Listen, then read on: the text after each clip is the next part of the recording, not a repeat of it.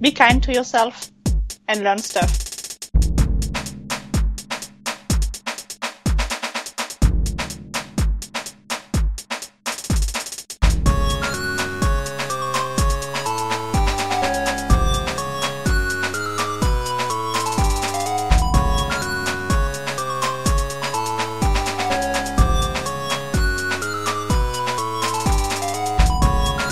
Welcome to episode number 5 of the Science for Progress podcast.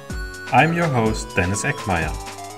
For this episode, I had a conversation with Lauriane Nallet, a PhD student in Switzerland. Lauriane contacted me because she wanted to do more science communication and she had a list of things she wanted to talk about. We then met on Skype and decided that we should be talking about a very important topic, mental health, in particular depression among PhD students. And as usual, let's begin with our guest introducing herself. So I'm Lauriane. I'm currently at the end of the third year of my PhD. I'm French, but I'm doing the PhD in Zurich in Switzerland. And I really wanted to talk about these topics because it's quite important in my point of view. And lots of studies show that PhDs have like the percentage of PhD with high anxiety and depression is 6 times higher than the compared to the let's say the rest of the population. And that is a recent study from this year that has been published in Nature Biology, I think. So, and it's something that I've been concerned to, and it has to be addressed because it's not enough. Do you have a personal experience with mental health problems during your PhD? Unfortunately, yes. So actually, I didn't really start the PhD in really good condition, as I started already with some mourning because my twin brother died in a bike accident less than 6 months before I started the PhD. So not a good start.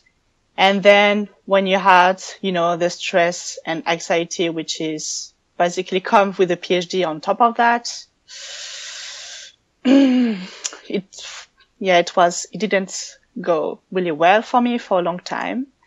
And at some point, I actually started to see a psychologist, and I've been diagnosed with depression and PTSD, because otherwise it's not fun. So I'm sorry to hear that. So how did you realize that you yourself had a problem? What did you observe about yourself that you felt, I really need to see somebody and talk about it? Well, actually, so I didn't felt that my mental stability was different than the other PhD, as everybody was kind of depressed. So I stupidly thought that, okay, it's normal. It's got that way. I really felt that I started to really need someone when I started to feel my body actually expressing these problems. Like I started to get allergic to coffee, which is super bad when you're a PhD student. Yeah.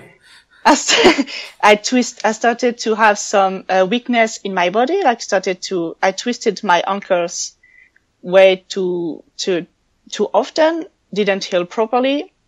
Really a lot of sensitivity that I never had before starting the PhD. And then I thought, okay, so my body told me that it's not okay and there's something to do. And that's when I decided, okay, I need to see someone to at least express my problem to see if it helps. And actually it helps because I'm not allergic to coffee anymore after 1 year. That's interesting. I didn't even know that could happen. So yeah, you are depressed and you develop an allergy? Yes, because I knew even for myself, I tend to somatize a lot. Like when I'm stressed, I have a lot, a stomach ache. It's quite it's often some people don't really express their feeling and the body take it instead. So if you denied too much your anxiety, your sadness, or any kind of your anger, or any kind of feeling, your body can express it for yourself, actually. So that could be one of the cue to show you, maybe I'm not that okay, actually.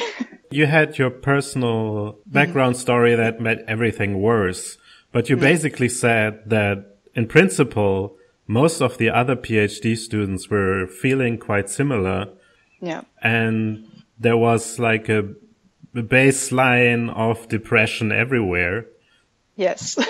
Can you point to the reasons for that? You know, when you discuss with other PhD students, you often have the same kind of stories that are coming back. You often have people that would say, yeah, I have too much work.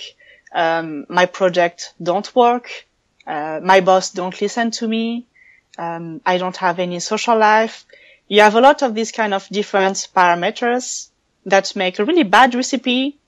And, that's why sometimes when you talk to other PhD, you feel like, I'm not actually, it's kind of normal to feel that way as everybody else have the same condition. It's not good for a lot of reasons.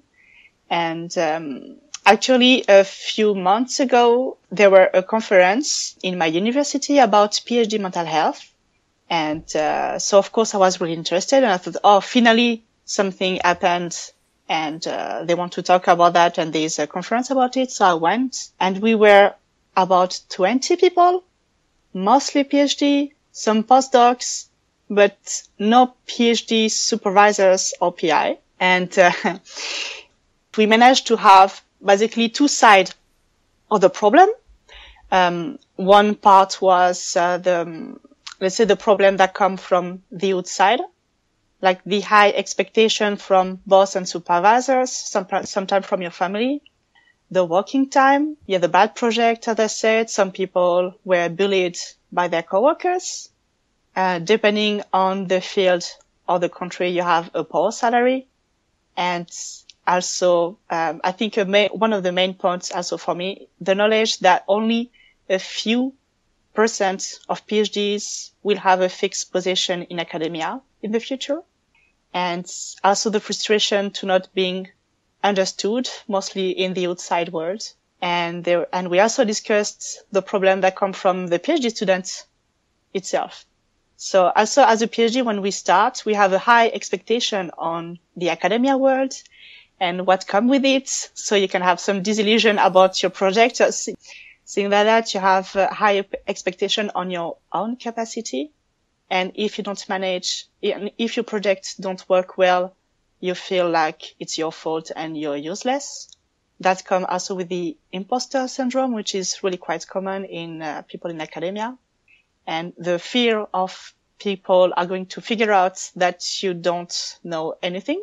That you have the lack of social life, which is sometimes self-made or by too much work. And so this lack of social life, you have the loneliness, which is even worse for people that are doing their PhD in a different country. And you have a lot of culpability, like, okay, I try to have a bit of social life, but when you go outside, you feel like you should be working instead. And then you can have a lot of different problems, like I have that come from before, and some people that have some problem with their family, loved ones, and that goes on top of that.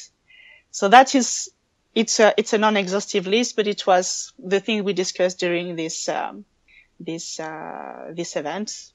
And also the fact that there were no PI and no supervisors was also showing one of the problem.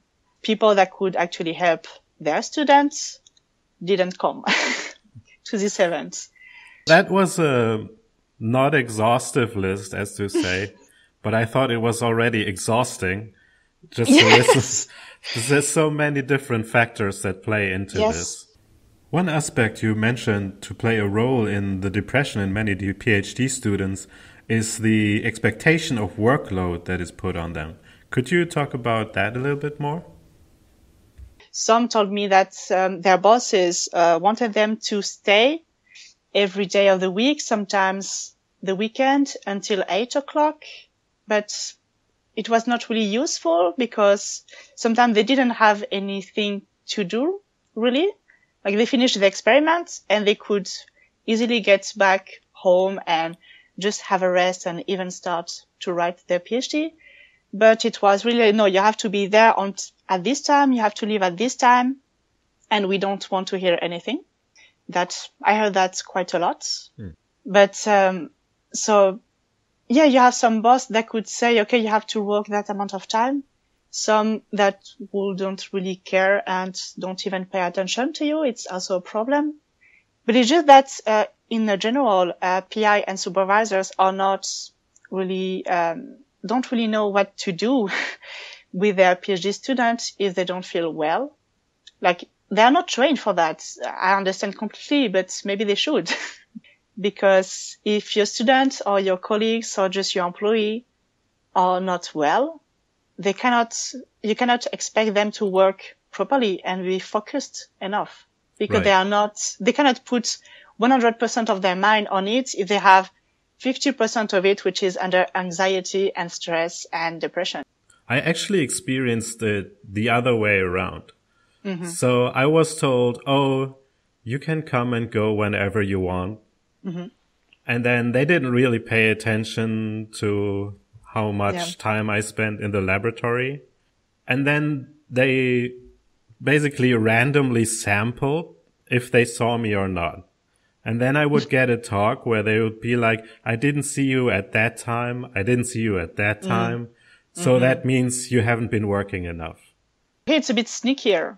It's like, we don't tell you anything, but we still judge you.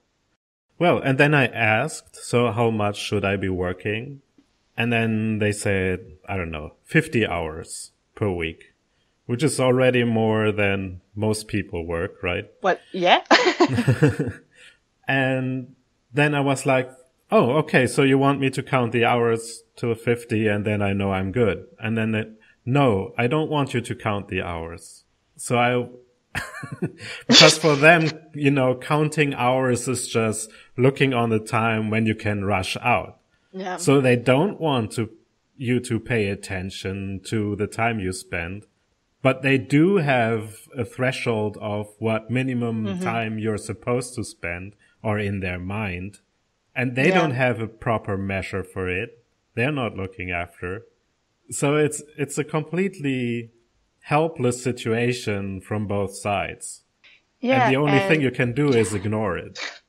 That's ridiculous, because it's also the idea that if you do science, mostly in general science, that means you're passionate in your field, and that means you should be happy to work these 50 hours, and then you don't count because you're so happy to do these 50 hours a week. Exactly. Or more. There is this overall non-appreciation of the work that you do, that also adds to the depression, right? So your time is worth nothing. Yes. They don't pay you a lot. Because you love it, you should be happy to work here, and you should be happy to work 24/7. Yeah. And you should be grateful for that. Exactly. And you should be thanking me for this. There is this overall looking at people who have a college degree or even a PhD when we're talking about postdocs, but not appreciating them as professionals. No. Also because, I think, one of the source of this problem is that since in 50 years, the amount of people doing high degrees has increased in an exponential manner. So it's more and more, which is good in a way. That means that people want to study more and do more things. But then for labs, it's like if you lose one PhD, it's fine. You will have 20 others that are just waiting to have a job behind. We hire you, so you should be grateful for that first.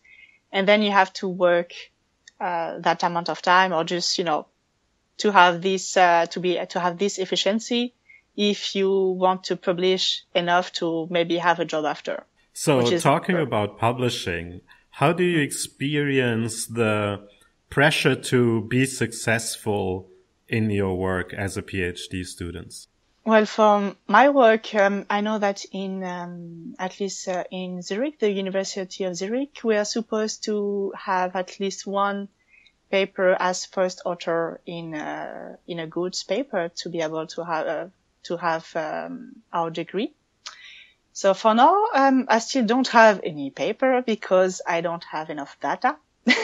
So I'm a bit stressed by that, of course, because that's how it goes in a PhD that don't have yet any paper at the end of the third year. I still have 1 year, 1 year and a half to go, and maybe I will have one, but a lot of my friends didn't have the good amounts of paper for their own doctoral school, or just maybe, or sometimes just on time, just submitted.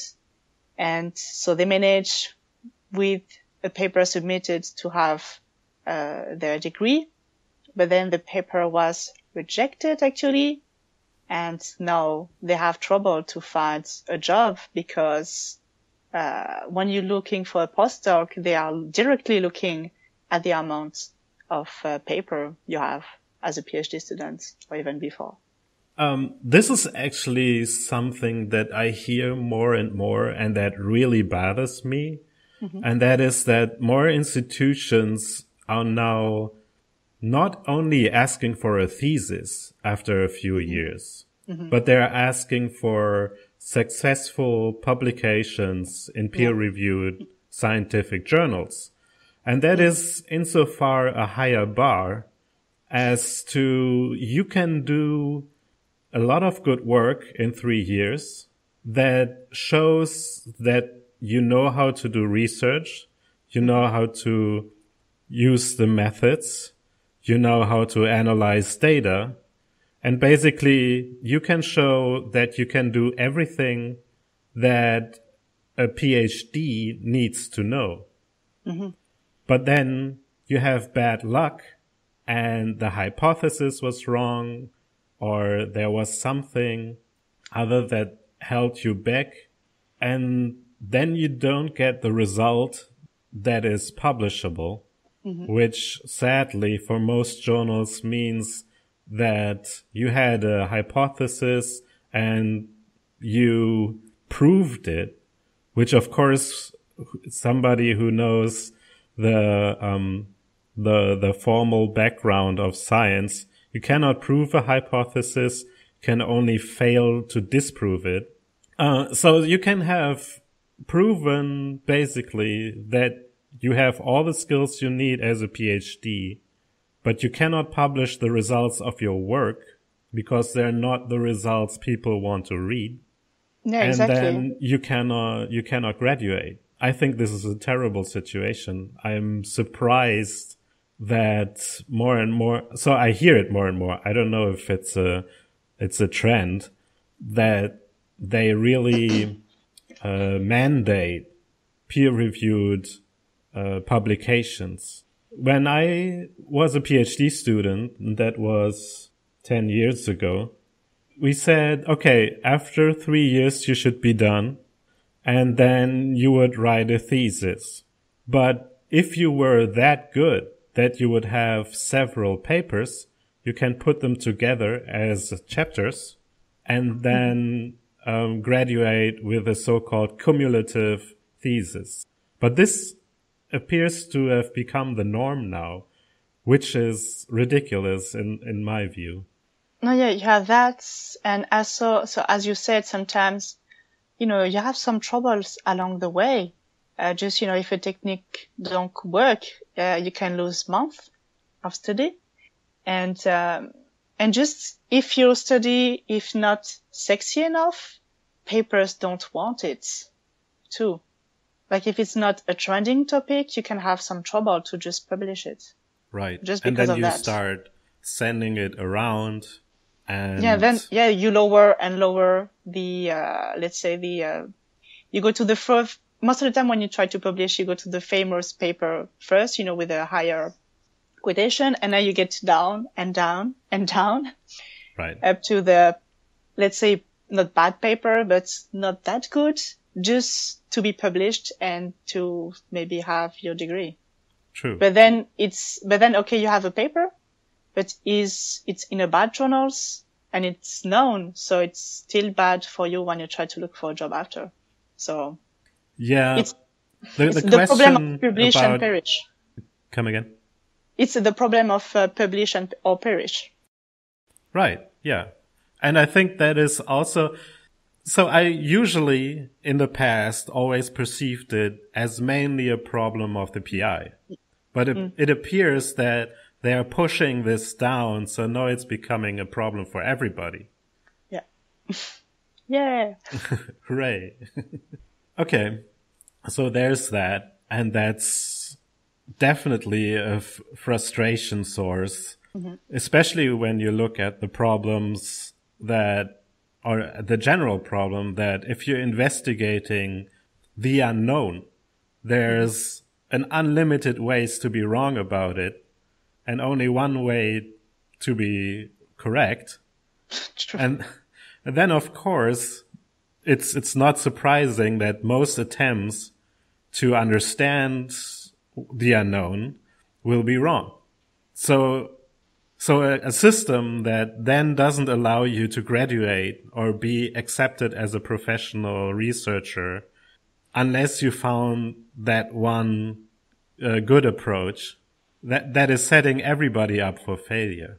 And there's the idea or the concept of learned helplessness, which is a situation where you cannot escape and you can't do anything about it, and then you become depressed. Yeah, no, exactly. And just the fact of this point, PhD students, it's really a high amount of stress and frustration in just 3-4 years.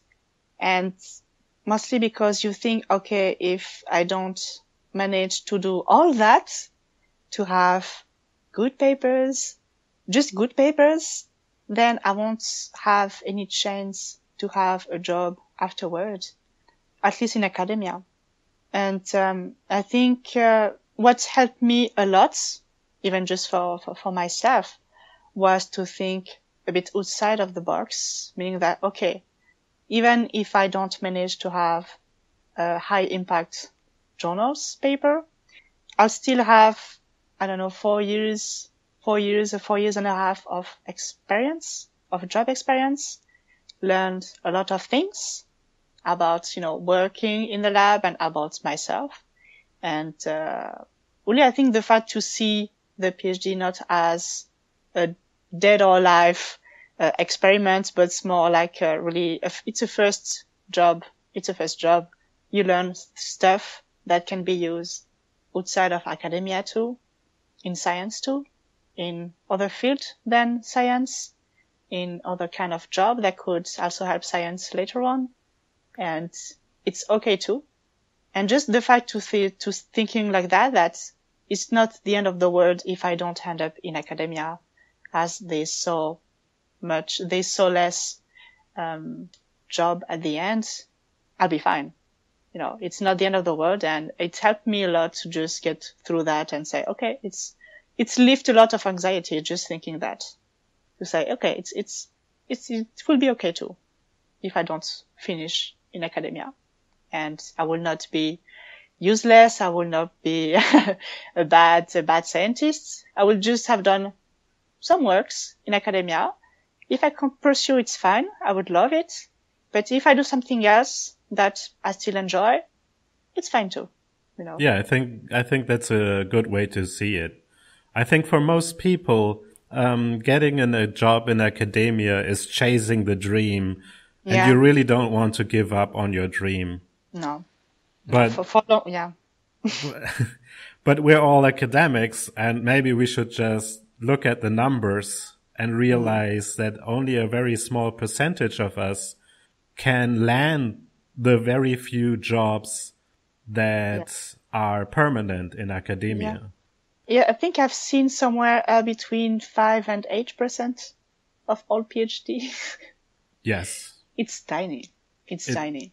And it's getting smaller and smaller. So I've seen numbers for the United States, where the number of open PI position or professor positions per year was the same for the last, 30 years or so, while the numbers of PhD graduates per year has risen to the seven times as many. So if you say, I have 5,000 PI jobs per year in the US, which is one of the biggest academic country with the most academic institutions and research institutions, and you have 7 times as many PhD students graduating per year. You have an enormous growth in PhD populations who are competing about an unchanging number, a small number in comparison. And you have all these postdocs who in the past stayed postdoc for maybe 3 years, and now it's 6 years, 8 years, 12 years as postdocs, and then having to leave academia because they still won't get a job. Yes, and it's really because, so yes, as you said, we have so much more persons that are doing PhDs, and the jobs that are open are either not that much or even getting less and less because the money also don't keep up in that way. And also because when you start even just the faculty and you say, okay, I want to be, to go in science, I want to be a PhD. And they say, okay, good, because it's the only thing you can do. And don't even dare looking outside, because if you go to the university, it's to become a PhD and a professor. Right. So at no point, most of the time, at no point during the university, you've been told that you can do other things, even after a PhD. Right. So, and most people have to do something else. So there's a ton of jobs actually that you can do with a PhD outside of academia. So you realized at some point that you're having mental problems and you felt depressed and you went to get help. Yeah. How did you learn where to get help, and what happened when you then went to the therapist? So actually in my university, it's something that is quite good. They do have a psychologist part where you can go as students, even, even undergraduate students that can go if they need help, if they procrastinate too much, if they are stressed out. So, and it's free. So that is great that they have that. And so I went to start to seek some help, because as a French, I'm in Zurich, in Switzerland, and the main language is German, which I don't really, know. And I wanted to know if I could talk to someone and if they had a list of psychologists that I could seek that would either speak English or French. And they did. So actually I went and basically I talked to someone and about all my story and all my problems, so he could make a little list and try to give me the most suitable person. And he gave me a list of 5 psychologists around Zurich. And first he asked me if I seeked someone that I could talk, or if I wanted to have also some medication. And I didn't want to have any medication. I really only wanted to just, express and get it all out. That's why I have a psychologist and not a psychiatrist. But that is fine too. So he gave me this list and I went to see one of these person, and she was really great. And so it was really a good help to have her. And just here, first, I think for 1 year, it was mostly about the background problem. So my brother, the mourning, and the fact that I left way too fast after the death, and, capability of leaving everyone, the fact that I left, the country and all that. And So that was really nice to be able to just, let it all out. And after, at some point, she told me, okay, now that we had that out, you can start to talk to me about your everyday life and see if at some point you feel stressed or sad, and we can try to link it to what could have happened. And a lot of little things like that helped me thought, okay, so today I had a pain in my shoulder, but I remember that I had some trouble in the lab because, I don't know, some data was not working out, or the rats didn't want to work. So, okay, so that event have a link on my own physical pains. Okay, it's nice to know that. And the fact that she made me look at myself from another point of view, I managed to see a lot of things that I was doing that was not really good for myself, to stress out for nothing sometimes, to culpabilize for nothing. And just I started to learn to pay more attention to myself and to take care of myself. So, okay, I had a bad day.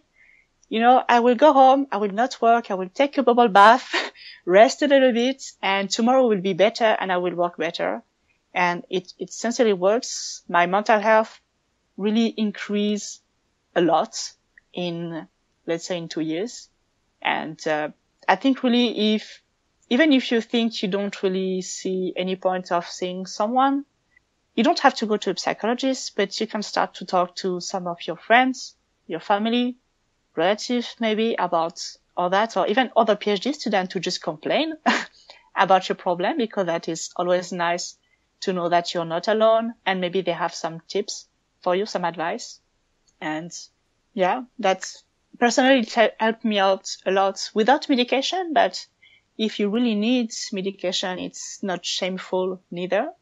It's always good to seek not only help, but seek someone to feel better, because that's the main point. It's to get better, be more focused, be more aware of yourself and your needs, and to be a better person in general, maybe.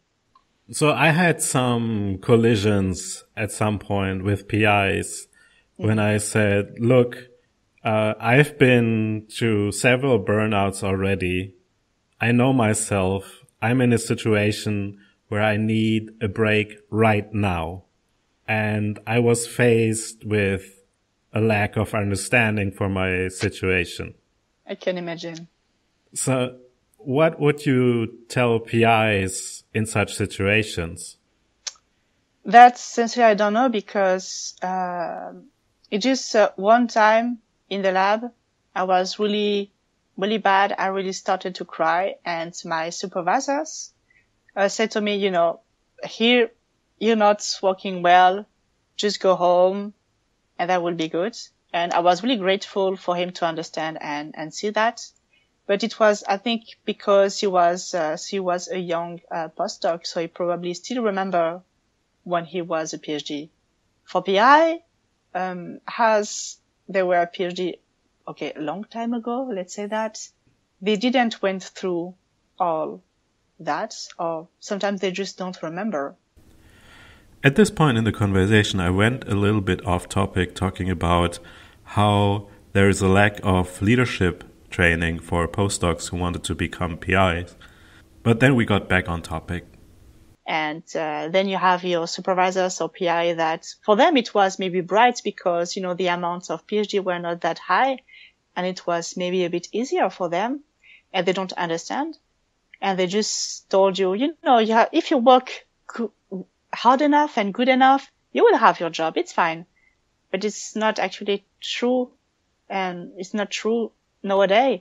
And, there's lots of different problems like that. And, actually lots of persons say that all these PhD programs should be changed because of all that, because what we addressed, that you had more and more PhD trained that almost all want to have this grad, which is these professor jobs. There are so few. And maybe some little change, teaching, PIs and supervisors and postdocs about mental health, about leadership would be great. Saying also to PhD students and even before during university that, okay, with this training, you can do that, you can do that, you can do a PhD. With a PhD, you can do that, you can do that, you can do all that. It's open a lot of things.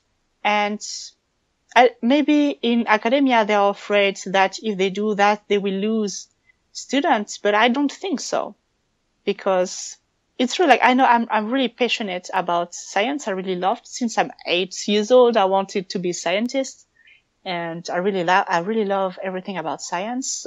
And I'm quite sure there's a lot of people in STEM that are a bit like me or that really like that. And even if they know that they can do a lot of other things, if they want to be a professor, they will at least try.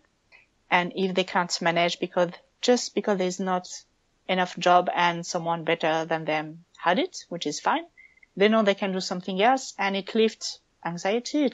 I try to share as much as possible thing I found on the internet saying, okay, you can do that as a PhD too. And, it's fine. And to help them out in that way, that's okay. Even if the system won't change right away, at least if you can manage to take care of yourself, you will go through it without any too much trouble. And with this, I want to end this episode. Thank you very much for listening. I want to point out again that Lauriane was the one who contacted me this time. And I'm really happy that she did that. And I would love to do these kinds of interviews more often. So if you have a good topic that would fit our general theme of talking about academia and the sciences and the interactions of both with society, then please contact me and give me a pitch. I'm Dennis Egmeyer from Science for Progress, and you find us under @Sci4Progress on Twitter and Facebook, and you find our website under scienceforprogress.eu.